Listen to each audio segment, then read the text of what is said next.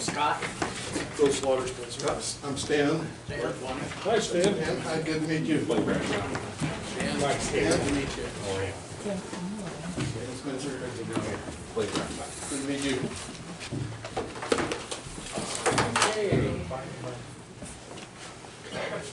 There's a couple chairs up here if you guys need somewhere to sit.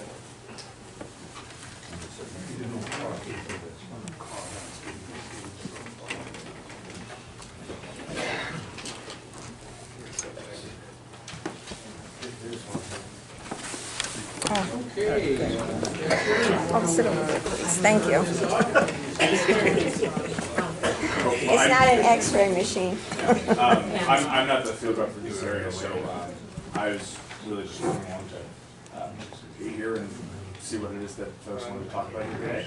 I know that this has been put on today, so really just here to hear back. We've heard from certainly a lot of local constituents throughout this process. I think you're gonna have to speak up a little bit. Oh. Yeah, or turn around, or like something. Yeah, you could stand up and speak. Yeah, stand up. Okay. Sorry. Thank you. See him all going. Yeah. My name is Spencer. I work for Senator Daines' office. I am a director of coalitions and outreach. Our field representative, Daniel Tribble, I know has been here several times and met with you all. And believe she had conversations with you about the Sapphire Wilderness Study Area, and have certainly heard informally from a lot of folks as to how that has impacted motorized recreation and other uses on national forest lands, and just simply here to really listen. I guess at this point, I wasn't aware that I was on the agenda or anything, so I'm just happy to be here. Okay. Scott, did you want to add anything? Well, I think we need to let whoever brings this, I had a phone call, I told them they should probably get on the agenda. Yeah, okay, I'm just making sure I know who's who, but I think I'll just let him go ahead and start talking the same stuff you were explaining to me, so everybody knows what's going on, right? Yep, be happy to do that. Okay. My name is Stan Spencer. I'm just here as a volunteer. I'm president of Backcountry Sled Patriots, so I guess you can figure out from that I'm a snowmobiler. A little history. I think one of the misconceptions that wilderness study areas are a protected wilderness. They're not. They are a study area. And they've been studied for 40 years, which is an extraordinarily long time to study anything. The original Montana Wilderness Study Act called for a review to be done by the Secretary of Agriculture vis-a-vis Forest Service within 5 years. The Forest Service recommended that the Sapphire Wilderness, recommended in 1985, I believe, should be managed as a non-wilderness. That was directed through the various channels, got to Congress and hit the proverbial brick wall, if you will. So that's where it sets. We have a unique thing with the Sapphire Wilderness Study Area. It's in two forests. The one in the Beaverhead Deer Lodge is open to winter motorized. In fact, the forest was sued to change that and actually vigorously defended their position to keep it open. It's also in the Bitterroot, and the last forest plan closed it to motorized. So what's happening, Senator Metcalf is on record as saying that the uses that existed when the Wilderness Study Area was developed or signed by Congress, that those uses should continue or be allowed to continue. In the late, I guess, 1990s, or no, 1980s, the Forest Service kind of took it upon themselves to enhance wilderness. In other words, it was a pretty classy word to basically say no motorized. So the end result became a de facto wilderness because it eliminated all uses as intended by the Montana Wilderness Study Act, except basically, foot traffic. So, Kerry White is a representative in the Montana House, introduced a bill, HJ 9, to repeal all wilderness study areas. And that bill did pass, and Speaker Knutson asked Senator Daines to go forward with a repeal bill. Not all wilderness study areas are in this bill for various levels of support and so forth, and I would defer those questions to to Spenser. But I kind of think in closing, the fact that these lands, the uses moved from the intent of a Montana Wilderness Study Act to basically de facto wilderness, that's the burr under my saddle. And I look at it this way, and I know you folks are the minute I say snowmobile, you're going, oh my God, it's noisy and it's smelly and everything else. Well, they do meet emission standards today set by the federal government. But beyond that, I'd like you to think about this a little bit. Let's take a horse in the backcountry. It does a little bit of trail degradation, and I grew up on a ranch, so I know a little bit about horses. Not a big deal.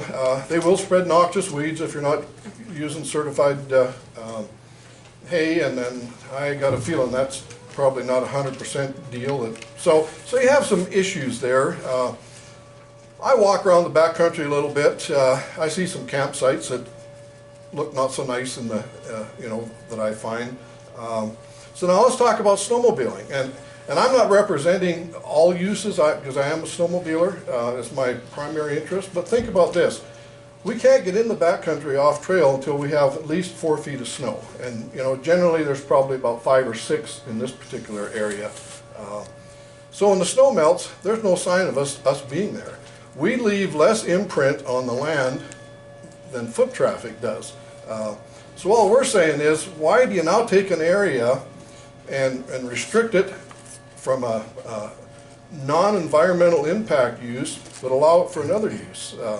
So I think we're just asking for equal access, and my take is that Senator Daines basically reads that the same way, that land should be available for multiple uses and not a singular use. What about summer four-wheelers though? I mean, that just destroys the backcountry. And they're motorized. You raise a point, and I can't speak to the summer motorized because I'm not a summer motorized user. I'm only speaking on the winter aspect of it. So I would defer that to somebody else with more expertise in that. So I'm not trying to beat around the bush. I just not my level. Sure. So under the study area, is livestock raising allowed? Under which? Is livestock raising allowed? Well, you know what, Spenser, you're probably the better man to answer that. My sources tell me livestock raising is allowed. Mining claims that are valid, is that allowed? Well, again, I think you're talking to the wrong guy. Well, my sources, and I trust the source, say that mining claims are valid. To Ron's point, you cannot underestimate the damage that four-wheelers do, and it's not just to the land, but it's to the wildlife, the disruption. And in this area, there's mountain goats, mountain sheep, moose, elk. You can't tell me snowmobiles don't affect them. And it just takes one bad apple if he thinks it's fun to run down an elk or to chase a mountain goat, and look what you've destroyed. Ma'am, you just touched a real raw nerve with me. I've worked on forest plans for a lot of years. I'm no expert. I'm pretty much a neophyte. But let's talk about mountain goats. I do know a little bit about mountain goats. Number one, mountain goats winter in lower areas. They can't winter in more than about a foot. They will winter up to 2 feet of snow and not more than that. We can't get around in 2 feet of snow because there's too much deadfall and stuff. So we're above that. So we're well away from from mountain goats. But let's just take it a step further. We've had a number of issues. I'm from Missoula, so in the Lolo, where mountain goats are actually attacking summer backpackers because they're either feeding them or they're trying to get salt from them. So there's certainly summer conflict, but in the wintertime, a goat can't get around in 4 feet of snow. No way, shape, or form. So we're a long ways away from the goats, but are they scared of snowmobiles? We have an area over by Superior, it's called Landowner Mountain, and it burnt, I think in 2008, I'm not sure, it doesn't matter. Well, now you can see the mountain goats where they winter. And I think there's about 20 head that winter in there. So we can see them on the snowmobile trail. Basically, the goats just kind of look at you like, you know, how's your day going?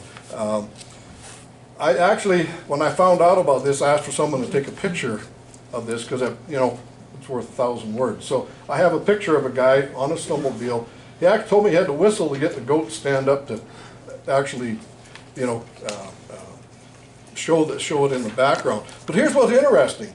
There's a lot of backcountry skiers go back into the Heart Lake area, and they access it by snowmobile, and they go right by those same goats. So why do I bother the goat and they don't? So that they are not in the high country where we backcountry snowmobile. Well, how about the mountain sheep, the moose, the elk, the deer? Well, I mean, you can say that they don't winter back there, but I'm sure there's pockets where they do. you know, they're down. The elk are down lower. We rarely ever see an elk.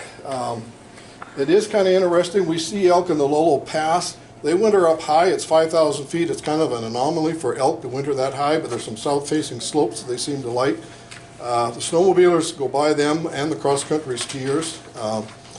Now, moose, again, are staying down low where they can get water and also feed. They will work a little higher. I've seen them up pretty high, I will tell you, or seen tracks. But here's what's kind of interesting. 40 years is a long time. I think that's about 2/3 the life cycle of Douglas fir. Okay, so in the 40 years that that's been there, those Douglas fir haven't come to maturity at this point. But regardless of that, I'm not going to take a stand on the issue. I'm just wondering, why are we at this point in this process without any public input?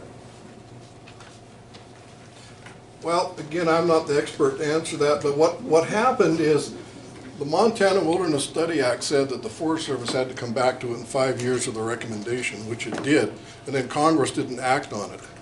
So my position would be that basically Senator Daines is now trying to bring that to a head. Let him bring it to the community and let's talk about it. Bring it to our county and let's talk about it so we can inform our commissioners about where we stand on it. We don't know anything about this. Excuse me, that's, when they called me, that's one of the reasons why I had them come in, so, you know, we could have a little bit of a public meeting, because I didn't know nothing about it either. That's why I had it. Is it my understanding that you're voting on this today? There ain't no way I'm voting on it today, because I'm just learning about it. That's just me. We're all learning right now. Let me say one thing about it. Let me finish saying, no, let's not, I asked him to come in and explain, I don't want to crucify him. No, right, can Spencer say I'm that? just on the point that I didn't understand. the Let me finish, please. That I, you know, wanted to know more about this, because when we talked on the phone, I didn't want to be making a judgment call on the phone without, you know, other people knowing, and these two did not know that I even talked to them. So, that's why I had him come in, and I just need to know a lot more about it. I'm not making no decision. Sneaky. Yeah, and I'm not gonna make a decision either, because Daines' office called me, and she says, well, what's your feeling on the Sapphire Wilderness Study Area? And I don't know anything about it. We all gotta know about it. We don't have any clue. We wanna know, I mean, we want our land protected, we want access to it, we want for everybody that recreates in it, and we want it logged. Look at what happened to us this last summer. We burned down thousands of acres, and we need some protection for our lands, and we all like our lands. we want to be able to use our lands. Let me address some of these issues. What's your name? My name is Chris Marchand, and if, obviously none of you have been involved in this issue until maybe now, or not much later. I went through all of the 1980s and development of actually the only wilderness bill that we ever had that passed both houses of Congress. It passed the House and it passed the Senate. That was Pat Williams' bill. It took him 3 to 4 years of hearings. They were the most contested things that I've been to in my life in Montana. You could get killed walking out of one of those hearings. People are very emotional about this issue. Pat got to the point where he finally got, if you want to call it consensus, but he got Montanans to agree as much as they were going to agree, and he introduced a wilderness bill. And the Sapphires in this study area, 52,000 acres were designated as wilderness. That passed both the U.S. House and the U.S. Senate. Now, it didn't become law because President Reagan vetoed the bill as a publicity stunt to help get Conrad Burns elected. And you can go off, and Conrad Burns spent 18 years in the U.S. Senate, and he never, ever addressed the wilderness issue. That's why these things have never been resolved. So you're trying to release 80-some thousand acres of ground. 52,000 acres of them were at one point designated as wilderness. So there's a lot of support. Now that's 20, almost 30 years ago that happened. We want to resolve this thing again, and you want to do it correctly, then I think what everybody's here is suggesting, go out and have a public meeting. Now, I'm forgetting all the things that you brought up, but you say, well, we'd like to see some work done in there. That's fine, except that none of that area is in the timber base. So we release it, there's little chance that it would ever be added to the timber base. So it's not going to be logged. There is little chance that there'll be any motorized development allowed in there other than some snowmobiling, which it already is allowed. So you're really not going to, because the trail system out there does not support four-wheelers and motorcycles. Forest Service is never going to change that designation. One of the reasons they'd never change that designation is they don't have the monies to change that trail system, and they don't have the monies to maintain that. Why is that? Because under the Bush administration, the Forest Service had their budget permanently cut 40%. Senator Daines supports an additional 20% cut in the Forest Service budget. Go down here to the Forest Service, I think you just had the ranger interview there. Ask him over the last 20 years how their mandate to manage the forest has changed. It hasn't. In fact, they've got more things to mandate. But they got to do it on 50% of the budget. Now, we could all say they had some of the wrong people, they maybe didn't operate as efficiently as they could, but it isn't 50%. They do not have the monies to go out there and do trail work. You got road work and stuff done this year that you'll never get done again because you had a fire and they brought in all the resources. But I'm worried about how do we even get to the national forest, not let alone where do we motorize. So those are some of the issues that we've got to resolve. And doing this, so Mr. White, Kerry White introduced this legislation in the legislature. I testified twice against it. I can tell you this, in support of it, from user groups that use the forest, there was virtually nobody. Nobody. The snowmobiler groups, you weren't there and testified. None of the snowmobile groups, none of the motorized groups testified for it. And all of the conservation organizations in the state that are at the legislature, there's dozens of them, most of them are represented here, they testified against that legislation. So you can see, just by what's happened already here in 5 minutes, that this is a can of worms. And your concept that you want to hear more is really great. And there's certainly a lot. I would say if you did anything, I would say the response ought to be, if you want some support, come here and have some public meetings in these communities that are affected by it and see what the public, and then you don't have to be the people that sit up here and have to monitor all this. Senator Daines put his hand out there. Okay, let's have public meetings in these communities and let's figure out what the public wants to say. Thank you. Yeah. Go ahead. Say on I've been around quite a bit of wilderness study stuff, and isn't it true though that there's two different kinds? They get one wilderness study area in, but then they can change it so nothing happens in it? That's kind of Is a that broad bad question, but I it's, mean, it's not a bad question, but you know what Yeah. I'm saying, because I know that there's been parts where I've gotten letters where people have had the wilderness study area, and then once they got that in, then they threw this other study in, and then it closed it all off. well, the study areas that were protected by Senator Metcalf, which is that's part of this, that was one piece of legislation only in Montana. That didn't happen, I don't think that happened in any other state. And it's the only piece of legislation like that that happened in, and the deal is that the reason Metcalf did that was they wanted to get this issue resolved, and he recognized the Forest Service was never going to was having difficulty resolving it. So it was his way to say, I'm going to draw a line in the sand, and until you do this, you've got to continue to protect. And the way the legislation is written, it says you have to protect the wilderness character of those lands. So the Forest Service has allowed a number of things to happen in there as long as they believe that they were consistent with that, not to, so snowmobiling's been allowed in some areas where they think that it's not detrimental, that it still maintains the characteristics. I could actually speak to that. You really can't overlay one legislative effort over another one. One has to be put to bed, and then another one would have to be introduced after the fact. They can't be stacked simultaneously. So in other words, you can't have a wilderness study area and then bring another act over top of it. You have to repeal one and then bring the other one in. But you have to do that, but what he's talking about is, because the Forest Service in the interim, while we try to resolve this, has to say, okay, what are the rules? We have this piece of legislation that is broad in its, and so each forest has done, so as you see, you have the Sapphires, and you have one forest that has done certain things, and you have the other forest that's done other things. Part of that's driven by the characteristics of that landscape too. Where you're saying that it's not, how did you put that, that it was not a timber? Well, it's not in the timber base, so. What is? So, you have to go look at, so there is a substantial part of the national forest that is in the timber basin. And what that says is that can be considered for timber development.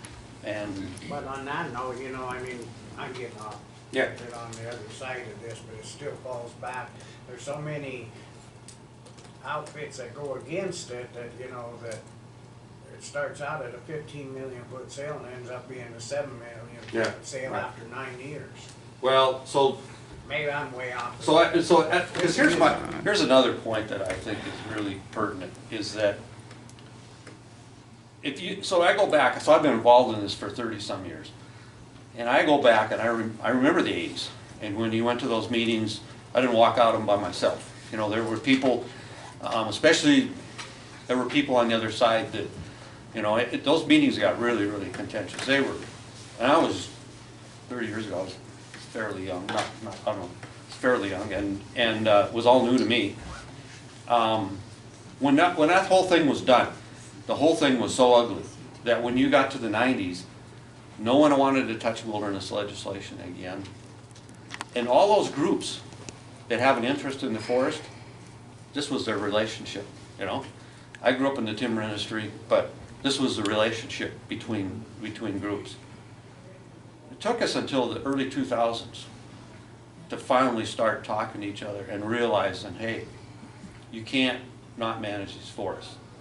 So this is on the Beaverhead Deer Lodge, but about 8 or 9 years ago, I was one of the principals that formed the Beaverhead Deer Lodge working group that meets regularly in Butte. It's got mostly in Butte, but sometimes it travels around. It's got representatives from every county, every interest group. We've got county commissioners on there. We've got motorized users on there. We've got non-motorized users on there. We've got representatives. It's a broad base. There's, I don't know how many are on it. In fact, if someone is willing to be on it, you can volunteer, but they're looking for new members right now. And the idea is Peter Pitcher C.J. Pitcher was on it for a number of years, so we have developed recreation. Those groups have created an advisory group that is a place where, a sounding board, where people can come in and resolve those issues.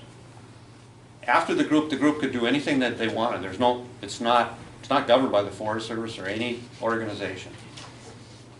The group decided about 4 or 5 years ago that the #1 issue on the National Forest that we thought we could have some benefit was timber harvest. And so we started developing those. The Farm Bill that was implemented to make it easier to get timber sales in there, I think it was the first timber sale was up in Elk Park. It came through that group. It was something that had been developed by the Ranger District over in Butte, and they've been trying to find a way for 6 or 7 years to get that sale on the market. We provided an avenue that got through. The sale didn't get appealed. I don't know how many billion board feet, but it was a number of millions of board feet that they logged. We now have 2 more projects just like that. There's one that's called Red Rocks, which is in a very similar area over by Boulder. We have another one that's called Pintler Face, which is out in the Big Hole. Both of those, there's an expectation, and they're large landscapes. They're going to log thousands of acres of ground, and there's the expectation that they're both going to come out. First one wasn't appealed. We're hoping that we're going to get these others out without being appealed. So that's good, but let's talk about the Sapphire. We're here to talk about. Yeah. But my point is, my point is this: is that you have a group that now works, and as I said, all the timber industry guys are there. This legislation moves forward, and all those groups got to take sides again. The guys I've been sitting down and working with for 7 or 8 years, we're going to be very emotionally attached to how this thing works out, and we're going to be angry. And it diminishes, so you have something that's working and could do benefits in Granite County for timber sales or those sorts of things. But you know, by doing this, you now create an issue that's going to drive people apart rather than bringing them together. Okay, Elena? Thank you. For the record, Elena Gagliano. Spenser, is it? Yes. Okay, I have a couple of questions for you. How many wilderness study areas are there in Montana? On the Forest Service, there are 9. There are 7. These are wilderness. There were 9 originally in the wilderness bill. Study areas that are in existence now, right? On Forest Service lands, there are 7. Okay. The Sapphire, do you know how many fires started in wilderness areas? And I think the Sapphire was one, is that correct? I'm not sure. Not sure. Do any of you know? If the Sapphire wilderness area was where one of the fires started? Slide one. Okay. Well, there is no Sapphire wilderness area. It's a wilderness study area. Study, I'm sorry, thank you. It's a study area. And to my understanding, Spenser, these study areas were only supposed to be for a definite period of time, not in perpetuity, and now a lot of them, Sapphire is one that has gone beyond the study time. Am I correct? Well, the intent was to make a decision within 5 years or have a report back to the suitability to be included in the National Wilderness System or not. And the Forest Service did those studies, recommended non-wilderness management in most of them, and Congress did not act on it. Okay, so now Senator Daines is going to act on this, and it's going to be, I won't say it, something or get off the pot with the Sapphire, right? Pretty well said. Okay. Okay, thank you. Somebody else want to? Yes. Hi, I'm Judy Page. I just want to read a letter, if I may, from the Granite County people to everyone and to the commissioners, and then I will give you a copy of it that has some signatures on it. And it is, Dear Granite County Commissioners, Montana is special because of our wildlands and wildlife and our ability to work together for the good of our state in all of its diversity. Our untrampled public lands set Montana apart from other states. They also reflect the shared public land legacy that defines us as a people and make us proud to live here. That legacy has endured thanks to the protection we've given our most untamed lands, especially those we've managed as wilderness study areas. In Granite County, this includes a portion of the 98,000-acre Sapphire Wilderness Study Area, a spine of the mountains that stretch from the Big Hole Valley to the headwaters of Rock Creek. The Sapphires hold nearly 24 lakes that feed blue ribbon trout streams as well as secure habitat for big game and other wildlife. We agree that it's time to decide on how these areas should be managed in the long term, but we believe that any management decision regarding any wilderness study area must involve a diverse group of stakeholders working together at the local level towards agreement and mutual benefit. Senator Daines' legislation S-2206 fails that simple test. The undersigned residents of Granite County write to ask for your assistance with a more balanced approach to resolving Montana's wilderness study areas, one that follows a common sense set of principles. We believe legislation to resolve our wilderness study areas must, number one, include public input gathered from communities closest to the areas in the proposal, while recognizing these public lands belong to all Americans. Next, be fair, transparent, inclusive, and fact-based so as to produce outcomes that are implementable and durable. Next, begin with a clear bipartisan commitment to getting results in Washington, D.C. Next, be the outcome of a collaborative process that includes various stakeholders and not force a one-size-fits-all solution. Next, recognize the history of collaborative dialogue in Montana and past legislative compromise. Sapphires and other wilderness study areas across our state represent the best of Montana in all of its diversity, as do the wildlife, fish, water, and outdoor recreation economy that rely on these cherished places. We ask that you oppose S-2206 and instead support a more collaborative path forward for resolving our wilderness study areas. And I have a list We have a copy of Oh, that. you do, We but do. I don't think you have the list of the names that have been no, we signed. don't. And it's just a few because it was so late getting out to us. Thank you, appreciate it.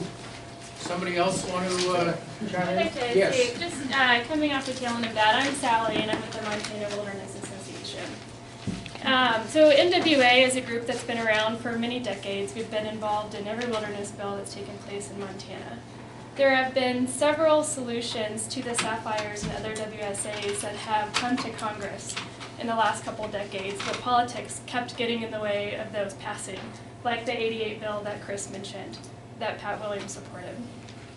We believe that these WSAs should be resolved, but we also believe they should be resolved with a collaborative approach. You have so many people here today wanting to share their voice with you because they've been cut out of the process. And that's why you probably feel overwhelmed by all the people wanting to take a moment and speak to this issue.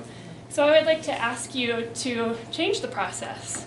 I think that this piece of legislation, I'm curious why it didn't include any input on the onset, why there weren't public meetings on the onset, because this is the response that communities will be receiving, will be treating it around the state.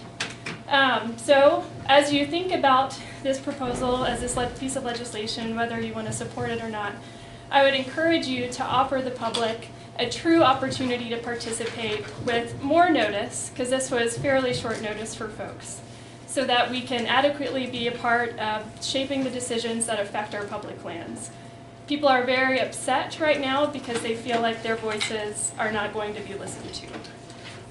So I just wanted to share that with you today, and hopefully we can have more dialogue in the future, because I think there's a lot of listening and understanding that needs to take place before this piece of legislation can move forward. Thank you. Yeah, my name's Ken Brown. I'm the Vice President of the Backcountry Horsemen of Missoula. We have about 18 chapters in Montana, and we've got, 27 states that are in the Backcountry Horsemen. So we use these areas, and some are wilderness and some are not. We understand that there's a place for wilderness and there's a place that doesn't have wilderness. But we want to sit down and talk about those. And so we're willing to be a part of the collaboration, willing to be a part of compromise. And then just Montana, the #1 industry is our outdoor recreation, $7.2 billion.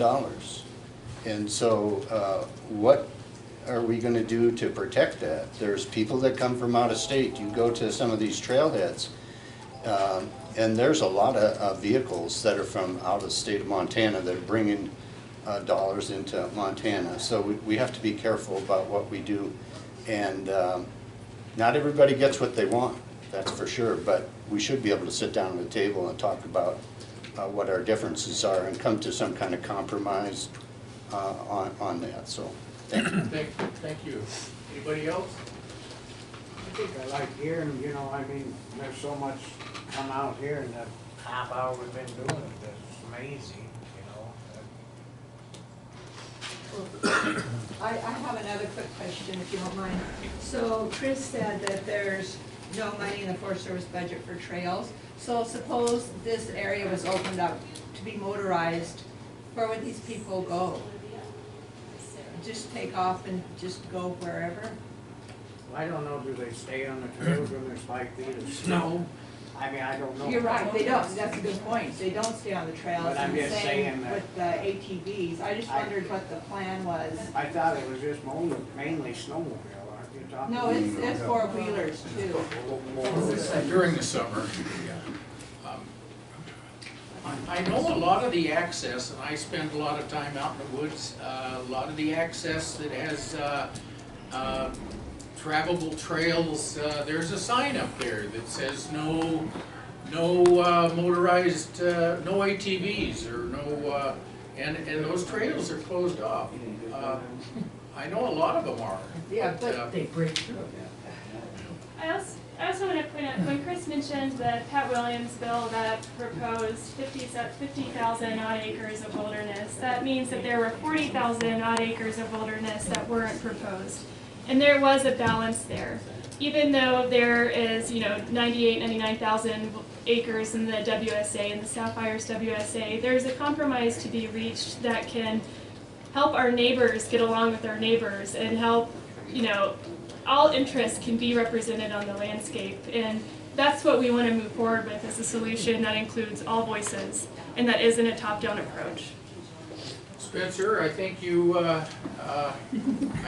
got an earful, and you got your work cut out for you. Bill? Yeah, just one quick thing, I'd like to add, I think, not all these wilderness study areas are the same. And so one size fits all, answer is probably not gonna work, and from what I've learned here today. So you're gonna have to have different solutions long-term for example, the Beaverhead County Commissioners have weighed in and said, in Beaverhead County, the BLM of the Forest Service during the study has come out a couple times and said, in Beaverhead County, these are not recommended for wilderness. So they're opposed, they want to graze it, they want to, have opportunities for logging. I think it's a whole different landscape than what we're talking about in the Sapphire.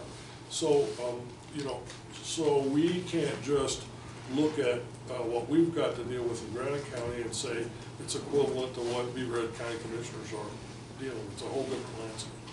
So, having said that, what I've learned today, I clearly think that we need to ask the senator to take a deep breath and get everybody in the room again on these individual, and take them one at a time and say, we're going to talk about Sapphire today. And what's the opportunities there? Probably not so good for motorized vehicles. Maybe not so good for grazing, I don't know. But we could take them one at a time and have public hearings where everybody gets a say. Because all these have different topography and they've got different uses based on, what's there, wildlife, Sue mentioned. So I'm not gonna make a decision today. I would recommend, Spencer, that, we'll facilitate public meetings if you want. Well, I'm here to listen, and that's we'll, what I said in the beginning. But if the senator wants a public meeting in Granite County on the Sapphire issue, on that piece of, hey, we'll help you. We'll get people together, we'll find a place, we'll win the cookies, okay? But we'll let people, we want our Granite County residents to have, to say what they need to say about it. So, Took the words right out of my mouth. okay. Can I Yeah. speak up just for a moment? I had my hand up first. I've been waiting. You go ahead, Pam. In listening to this, I realize I'm kind of confused. Are you I don't remember your name, I'm sorry, the gentleman here. Are you asking for a condition to be changed in the wilderness rules so that you can snowmobile, or are you asking for the complete abolishment of the wilderness study area? It's a repeal of the Wilderness Study Area Act, the Montana Wilderness Study Act. In its entirety, or just you want to use snowmobiles in the winter? That's what I'm confused. No, it would be a repeal in its entirety for certain wilderness study areas. Because you can't snowmobile. Well, he's Because you not, can't- he's not, that's what I'm man, confused he's about. not I'm not asking for it. understanding. There is a bill in Congress, sponsored by Senator Daines, to do just that. He's supporting that. Okay, yeah, I just was confused. I realized as I was listening, I wasn't really clear about what your actual goal was. Yes. Yeah, just a quick thing, and bear with me. When I graduated from high school in 1960, I remember the big deal was the population of the United States was going to turn 220 million. We're now pushing 350. I worked for 5 years in Yellowstone, and when I was there, 2.5, close to 3 million people a year. Now it's pushing 6. My point is, when our grandchildren's grandchildren are our age, what do we want them to have to pass on to their grandchildren? What do we want this world to be like? Do we want it, snowmobile routes? And I would support snowmobiles, because my experience in Yellowstone is these snowmobiles really didn't impact the wildlife. They impacted people, but not the wildlife. I'll give you $20 right after the meeting. Okay. Serious, but it's how many you have, the density of them, and all that sort of stuff. My point is, once a wilderness study area is gone, in whatever form, it's never going to be replaced, ever. Just because the use and the number of people and on and on and on, it's just, you're not going to replace it. So be very, very careful about what you decide to do with these pieces of landscape. Once this valley is full of houses, you're never going to have this valley back like it was. It'll never happen. So be very, very careful. Thank you. Can I just speak to that for just a minute? Go ahead. He reply to that, yes. Well, you raise a real good point, and actually, I wouldn't agree that that nothing would replace it. I think this is the opportunity for some form of an act to replace it I guess one is permanent instead of being a study area, that it's a permanent act. And number two, would encompass uses that protect the ecological values of the areas. Because where we're at now, we have a study area that's being treated in most areas as de facto wilderness. And I think the goal is to get away from that, and let's get something more absolute. And I can't speak to what those would be, but there are a number of opportunities. One would be a congressionally designated act, a national protection area. Those can be written, if you took each wilderness study area and wrote one for each wilderness study area based on the merits of the land, I think as Scott mentioned earlier, they are individual. You can reach something that's absolute. I just recently got information on one done in Colorado that was a wilderness study area that was released, and it was replaced. I forget the name of the act right off the top of my head, but that was the end solution, and exactly what they did. What some of you folks have mentioned, a couple of the areas was a designated wilderness under the wilderness guidelines or the 1964 Wilderness Act, and some of it allowed snowmobiling in certain areas. Colorado's been quite aggressive in developing these types of, I guess, multi-use solutions. So there is an answer to it rather than it just goes away. We agree, Mr. Spencer, and that's why we think there should be a collaborative solution so that we can find a solution that fits for all stakeholders. And I wouldn't disagree with that assessment. It just has to be balanced. Mike Chandler. I'm a property owner on Rock Creek in Granite County, and I am mostly surrounded by a WSA, the Quig Peak Proposed Wilderness.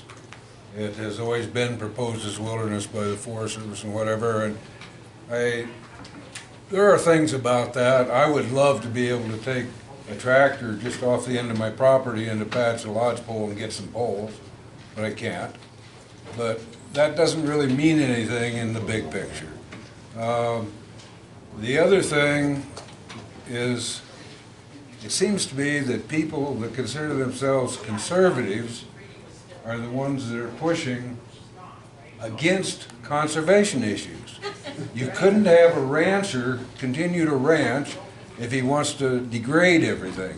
You can't have lumber mills go continuously if they cut too much, like we did in the 60s, 70s, and 80s, and shut everything down. And we don't want to do that with the last remaining top quality outdoor recreation areas. I think motorized mechanical use have access to over 95% of the whole state of Montana. Why do we want to do the same thing to a remaining choice 5%? That is very valuable to our recreation industry. Thank you. These are environmentalists right there. We're going to have to wrap this up, but I'm going to make a motion that the Granite County Commission does not write a letter to Senator Daines supporting the repeal of wilderness study areas at this time, but write a letter asking that the senator revisit the whole public conversation about wilderness areas in Granite County so that we can have complete, or as complete as we can get, public participation in this. I hear a second. I'll second that. All those in favor? Aye. Aye. Thank you, everybody. Thanks, everybody.